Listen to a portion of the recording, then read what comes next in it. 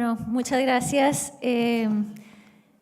Voy a presentar el tema del acceso a tratamiento basado en la lista de medicamentos esenciales en cuidado paliativo, y básicamente vamos a revisar dos listas. Una es la lista de medicamentos esenciales de la Organización Mundial de la Salud y la otra es la lista de los medicamentos esenciales incluidas en el paquete esencial recomendado por el reporte de la Comisión de Lancet. Entonces, el concepto de medicamentos esenciales es que existe una lista mínima de medicamentos para un sistema básico sanitario, incluyendo las más eficientes, seguras y costo efectivas para las condiciones prioritarias. Entonces, son esas tres condiciones: eficientes, seguras y costo efectivas. Y para ello tiene que haber evidencia en las tres para que sean incluidas dentro de la lista de la OMS. Y quisiera ver si ustedes pueden levantar las manos de los países que tengan lista de medicamentos esenciales. Si en sus países hay una lista. Muy bien, casi todos. Muy bien, Panamá tiene una lista recién nuevecita, es la más nueva en el mundo. Como les decía, los medicamentos esenciales son los medicamentos básicos que se pueden y se deben poder aplicar en todas las instancias y en todos los niveles y en todos los espacios de atención sociosanitaria. La lista de modelo de medicamentos esenciales de la OMS satisfacen las necesidades prioritarias de la población y son seleccionados, como les decía, con base en relevancia en salud pública. No vamos a la lista modelo, lo que sirve es como un modelo para los países, pero si hay cosas dentro de la lista de medicamentos que no son necesarias o aplicables en el país, pues el país no tiene que adoptarlas. Evidencia en eficacia y seguridad, que eso sí es un proceso muy concienzudo, a fondo, que se hace antes de que el comité de expertos en la lista de medicamentos esenciales haga el análisis. Y la costo-efectividad comparativa del medicamento. ¿Cómo se compara esa sustancia con otras sustancias con moléculas similares o con terapéutica similar y con diferentes precios? Deben estar disponibles todo el tiempo. No es que a veces sí, a veces no. Todas las cantidades adecuadas para satisfacer las necesidades o la demanda. En las formulaciones y dosis apropiadas tanto para niños como para adultos, con calidad garantizada y a un precio que el individuo y la comunidad puedan pagar.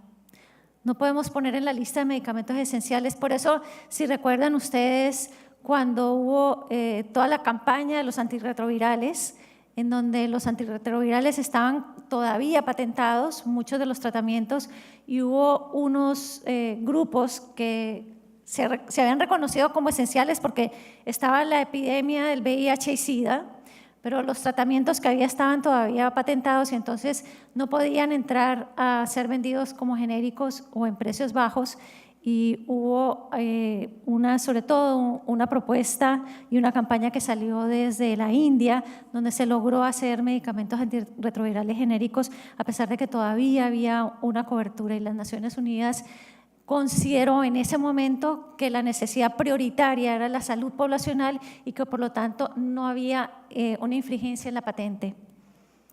Y la lista debe ser flexible y adaptable a distintas situaciones. Como les decía, cada país debe adoptar su propia lista de acuerdo a las necesidades epidemiológicas que tenga, pero también de acuerdo a sus recursos y la posibilidad de la distribución del medicamento. Tiene que ser en todas las formulaciones, dosificaciones diferentes.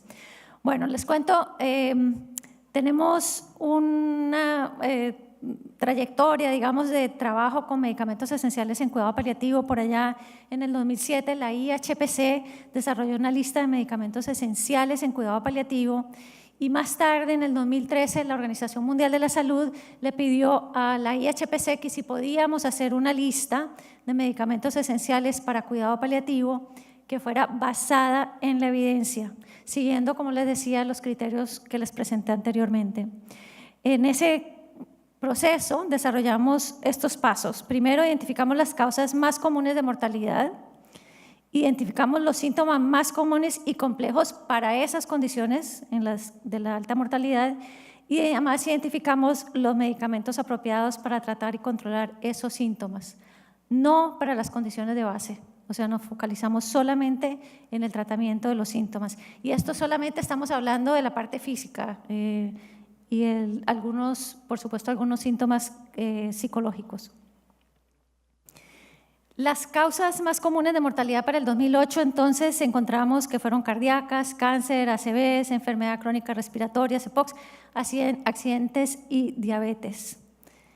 Y los síntomas más comunes y complejos, después de hacer un análisis de la literatura en PubMed, en distintas fuentes, bases de datos, encontramos que estos eran los síntomas más comunes y complejos para esas condiciones de alta mortalidad. Y con base en eso, se desarrolló una lista que se le presentó a la Organización Mundial de la Salud para ser analizada con base en la evidencia que recogimos. Ese trabajo lo hicimos con Tania y Lucas Radbrook y un grupo también de trabajo de la IHPC, en donde buscamos toda la evidencia que había en la literatura disponible para cada uno de esos medicamentos, para esos síntomas y cuáles eran los medicamentos que cumplían las mejores condiciones en las características que exigía la OMS. Este es el caso de una paciente, no sé si ustedes han visto el reporte que sacó Human Rights Watch en México, ¿sí lo conocen? Es muy bueno, si no lo han visto pueden entrar en la página de Human Rights Watch y está un reporte donde incluye un video. Esta foto es una paciente que tiene un cáncer de páncreas y vive a 4 horas o más desde el INCAN, que es donde la tratan, y tiene que viajar a consulta con la doctora Allende. Esta paciente es la que aparece en la foto de la portada del reporte Lancet. Ella va con su hija que la acompaña en este trayecto. Tiene que viajar primero en un transporte muy precario y luego 4 horas en bus para llegar al INCAN. Eso no está como un medicamento esencial. Si fuera así, la señora no tenía que pasar por todo esto a pesar de que es una persona en paliativos. Estos fueron los medicamentos que le presentamos a la OMS con base en la evidencia. No tengo tiempo para mostrar toda la evidencia, pero fueron 37 páginas de referencias con base en los distintos niveles de evidencia y toda la literatura que encontramos. Esto está disponible en el sitio web de la IHPC con toda la evidencia y toda la aplicación también. Y se encuentra también en un librito en Amazon que creo que vale como $1, una cosa así.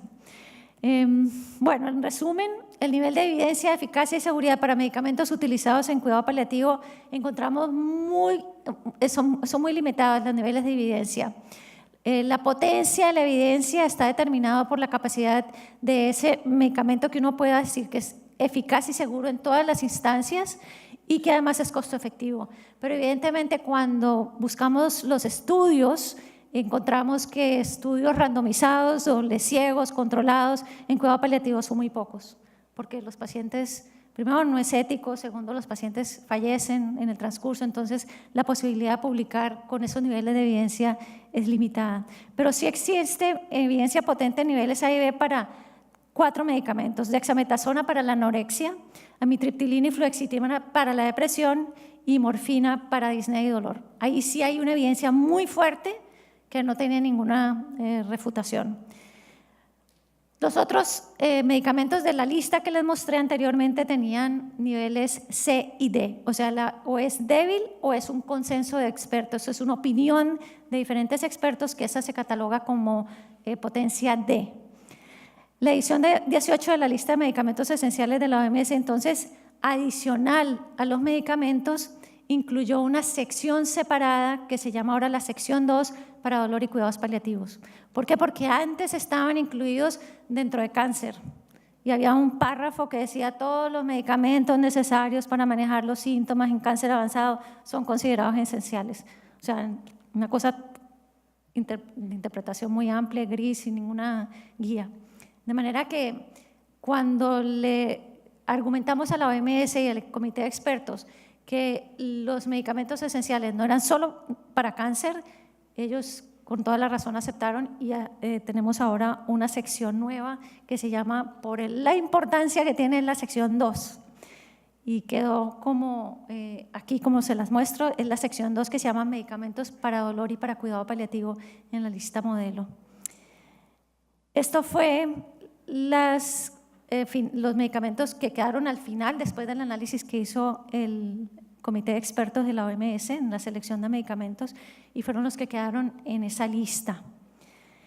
En el 2007 la lista se renueva, se revisa cada 2 años. En el 2017 se hizo una revisión y se adicionaron estos medicamentos que ven en rojo a la lista.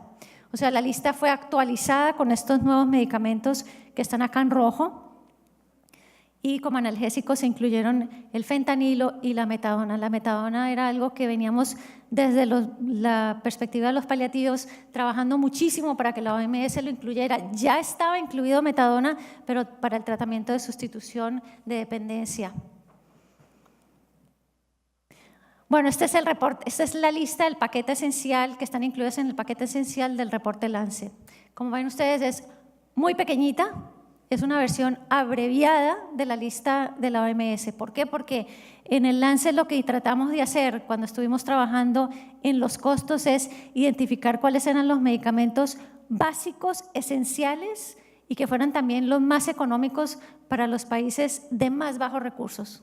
De manera que esto no significara más del 1% de su gasto en salud. Todos los medicamentos que están en el paquete esencial del Lancet están incluidos en la lista de medicamentos esenciales de la OMS, más no todos en la lista de cuidado paliativo. No sé si se entiende, pero algunos no están en la lista de cuidados paliativos. Casi todos sí, pero algunos no. Y solo con excepción de la vaselina, el petroleum jelly, que ese no está incluido en la lista de medicamentos esenciales de la OMS, no lo consideran un medicamento, por lo tanto no está allí. No es que no le vean el beneficio, pero aquí quedó como uno de los medicamentos para manejo de las heridas, escaras y prevención de esas mismas. Esta es una tabla de un artículo que preparamos y publicamos hace poco, en donde hicimos un análisis de los costos de los medicamentos en los países cuando había medicamentos patentados de sistemas de liberación compleja, pueden ser transdérmicos o liberación sostenida, comparados con la morfina de liberación inmediata, ya fuera oral o en ampollas. Y encontramos en algunos países, los que están en esta lista, presentaban, todos tenían morfina de liberación inmediata incluida dentro de su lista de medicamentos esenciales, pero en todos ellos también los medicamentos que están al extremo de la columna de allá eran más baratos que la morfina oral, a pesar de que eran sistemas de liberación prolongado o sistemas de liberación transdérmico, que son mucho más costosos que hacer. ¿Cómo puede ser posible que una ampolla valga más que un parche transdérmico? Una ampolla de morfina de liberación inmediata. Algo pasa aquí.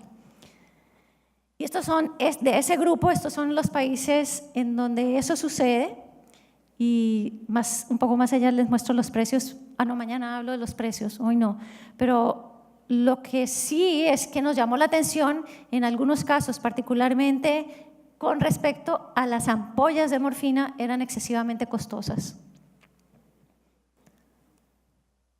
Y quería por último mostrarles un ejemplo brevemente de cómo se hace en el Hospice Africa Uganda, en Kampala, la preparación de la morfina y liberación inmediata que se distribuye en todos los programas de cuidado paliativo en el país. Ella es la farmacéutica del programa.